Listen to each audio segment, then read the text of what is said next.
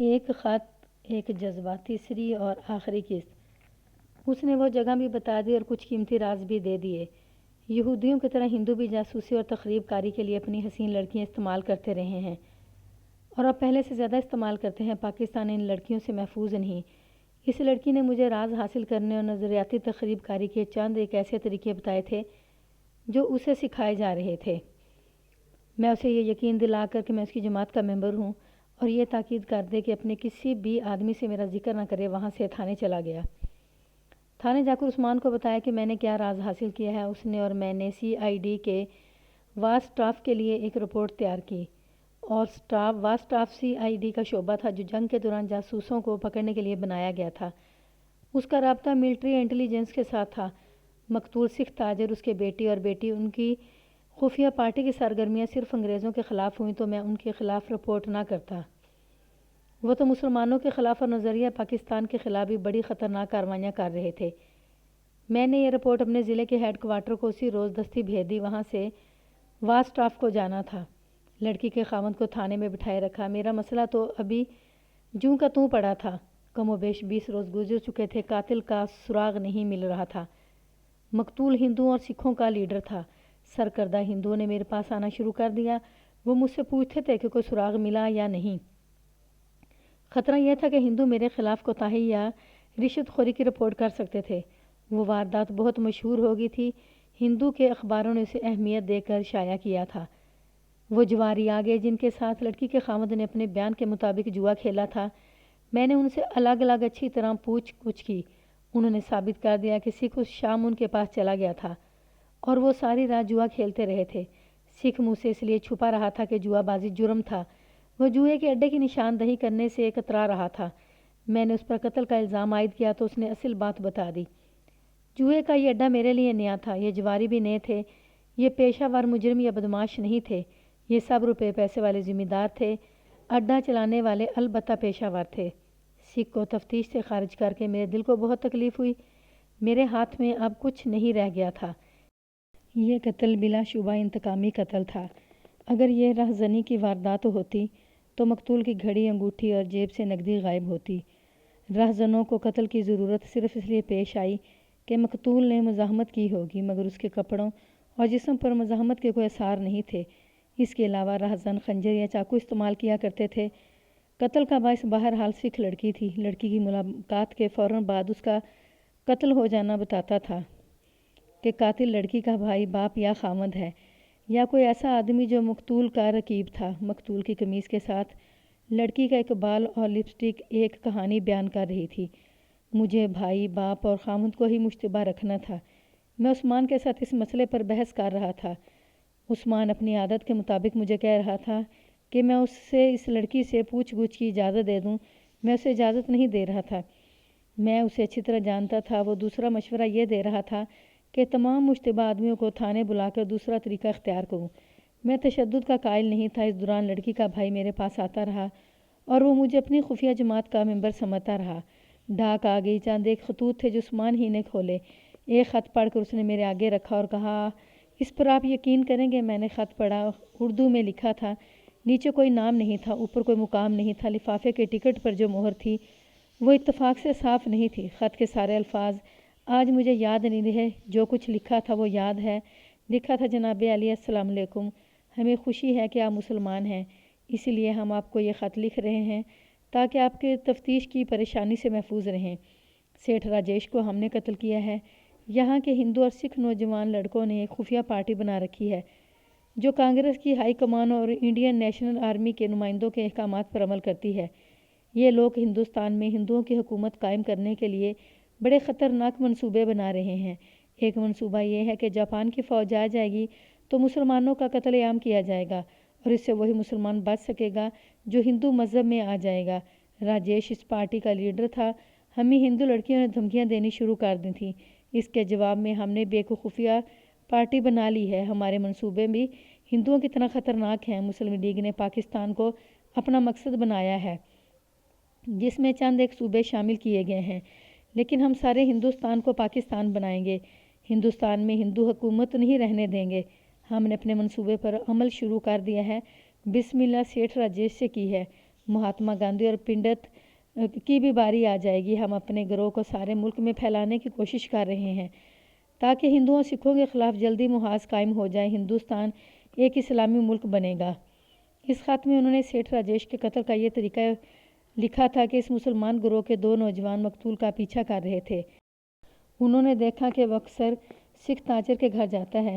مندر کی میٹنگ کے بعد اس گروہ کے کسی ممبر نے اسے سکھ تاجر کے گھر کو جاتے دیکھ لیا تھا اور جو نوجوان قتل کے لیے مقرر ہوئے تھے انہیں اطلاع دی۔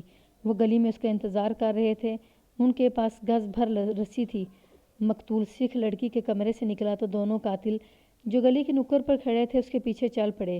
وہ اندھیری گلی میں پہنچا تو ایک نے اسے پیچھے سے دبوچ لیا، دوسرے نے تیزی سے اس کی گردن کے گرد رسی ڈالی اور رسی کو مروڑ کر پھنسا کر تنگ کیا، پھر جھٹکے دیے۔ وہ مر گیا تو دونوں چلے گئے۔ یہ خط بوگس ہو سکتا تھا۔ اصل قاتل نے مجھے گمراہ کرنے کے لیے یہ طریقہ اختیار کیا ہوگا، لیکن میرے پاس تصدیق پہلے آ چکی تھی۔ میں نے سکھ لڑکی سے پوچھا تھا کہ جب راجیش اس کے کمرے سے نکلا تو اس نے اسے گلی میں جاتے دیکھا تھا اور کیا اس نے کسی اور کو بھی گلی میں دیکھا تھا؟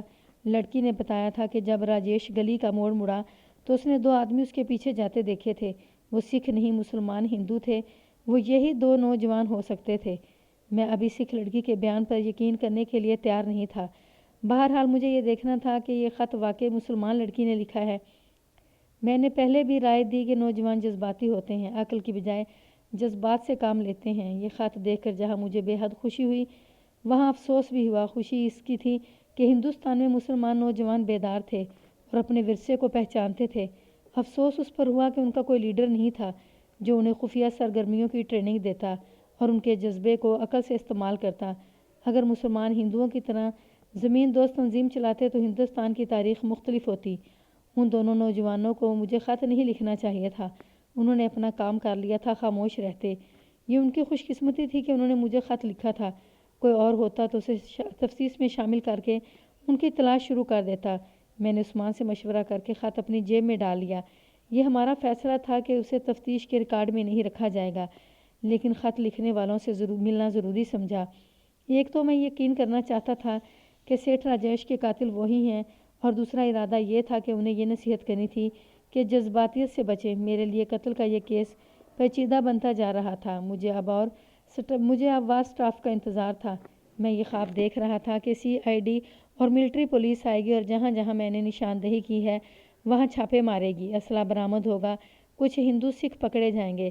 اس سے لوگوں کی توجہ ادھر ہو جائے گی اور میں قتل کا کیس کسی طرح گول کر سکوں گا۔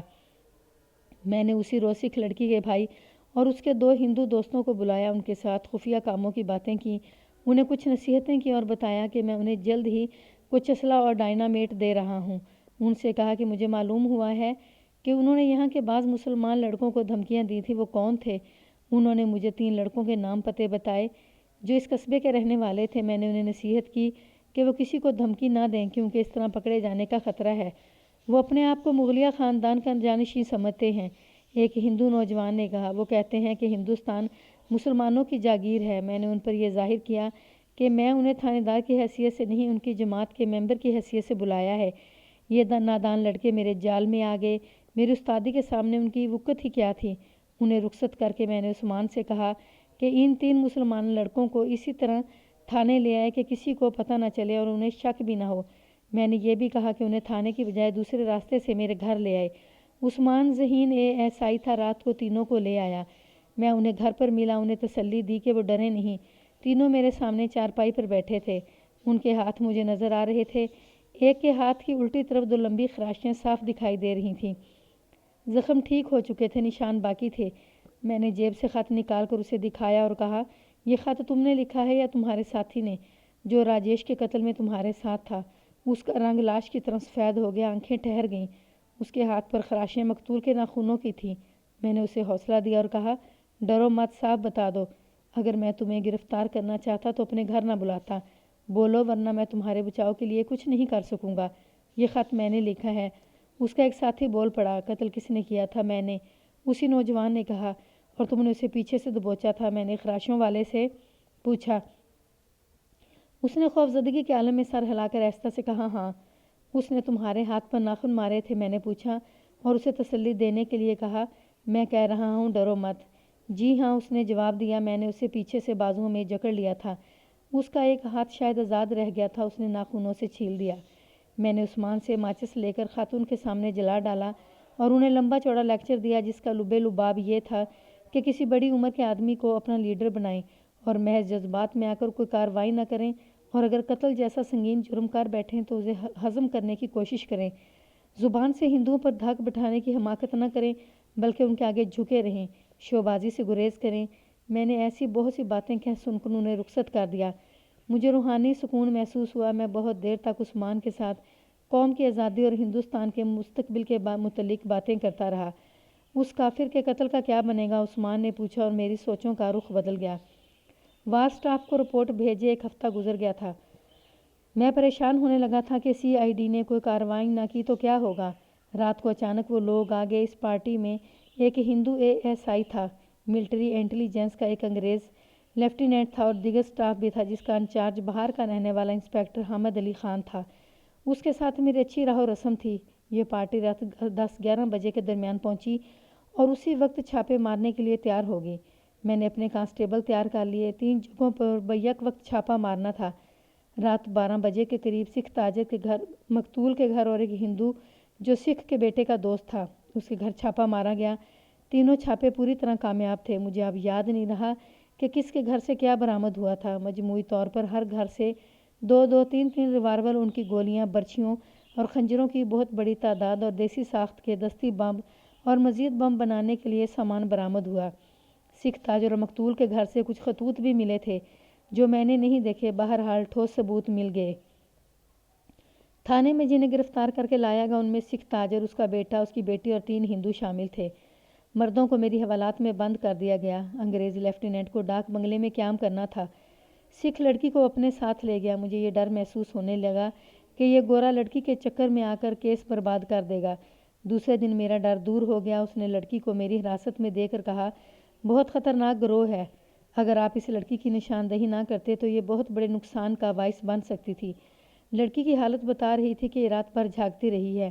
انسپکٹر حامد علی خان میرے گھر میں ٹھہرا تھا۔ اس نے ہندوؤں کے عزائم کے متعلق باتیں شروع کر دیں اور اس قسم کی رائے دی کہ یہ لوگ اگر انگریزوں کے خلاف کچھ کریں تو کوئی بات نہیں، یہ مسلمانوں کا قلعہ کما کرنے کی کارروائیاں کر رہے ہیں، میں انہیں نکلنے نہیں دوں گا۔ اس کے جذبات دیکھ کر میں نے سیٹھ راجیش کے قتل کی اصل حقیقت اسے بتا دی۔ میں نے صاف بتا دیا کہ اسے مسلمان نوجوانوں نے قومی جذبے کے تحت قتل کیا ہے۔ میں نے اسے مدد کے لیے کہا۔ اس نے پہلی بات یہ کہی کہ ملک صاحب ان لڑکوں کو گرفتار نہ کر لینا۔ میں نے اس سے مشورہ لیا اور بہت دیر اسی مسئلے پر بات چیت کرتے رہے۔ میں نے انسپکٹر حامد علی خان سے کہا کہ وہ ایسے شعبے میں ہے جس کا ہر طرف رعب اور اثر و رسوخ ہے۔ وہ کوشش کرے کہ قتل کا کیس اسپیشل سٹاف کے حوالے کرا دے اور ایسا تاثر پیدا کرے کہ مقتول اس کو اس کی خفیہ جماعت کے کسی آدمی نے اختلافات کی بنا پر قتل کیا ہے۔ 1.5-2 ہفتے کے بعد یہ معجزہ ہوا کہ قتل کا کیس ہیڈ کوارٹر کے اسپیشل سٹاف نے لے لیا اور مجھے ایک اسپیشل ڈیوٹی پر دلی بھیج دیا گیا۔ پیچھے عثمان رہ گیا تھا۔ 2 ماہ بعد وہ بھی مجھ سے آ ملا اور ہم دونوں ایک اور تھانے میں اکٹھے رہے جہاں عثمان مارا گیا تھا۔ 1946 میں ہندوؤں نے اپنے عزائم کی تکمیل کے لیے بہار میں مسلمانوں کا قتل عام کیا، ان کے گھروں کو آگ لگائی اور مستورات کو ذلیل و خوار کیا۔ بڑا ہی ظالمانہ قتل عام تھا۔ اس وقت تک جنگ عظیم ختم ہو چکی تھی۔ جاپان ہتھیار ڈال کر تباہ ہو چکا تھا۔ ہندوؤں کے ہندو راج کے خواب چکنا چور ہو گئے تھے۔ مسلمان بیدار ہو کر جنگ آزادی کا آغاز کر چکے تھے۔ ہندوؤں نے مسلمانوں کو ختم کرنے کے لیے قتل عام کا طریقہ اختیار کیا۔ پہلے گڑھ مکیشتر میں، پھر بہار میں مسلمانوں پر ٹوٹ پڑے۔ اگست 1947 کے پہلے ہفتے میں دلی میں تھا۔ ایک انسپکٹر نے بتایا کہ انسپکٹر حامد علی خان جو بہار کا رہنے والا تھا اپنے شہر میں ہندوؤں کے حملے کی خبر سن کر ریوالور لے کر بغیر اجازت چلا گیا۔ وہاں کی تباہی دیکھ کر وہ پاگل ہو گیا۔ اسے جو ہندو نظر آیا اس نے اسے ریوالور کا نشانہ بنایا۔ آخر ہندوؤں نے اسے گھیر کر شہید کر دیا۔ سیٹھ راجیش کے قتل کا مجھے کچھ پتہ نہیں چل سکا، نہ یہ پتہ چلا کہ جو لوگ تخریبی کارروائیوں میں پکڑے گئے تھے ان کا کیا بنا۔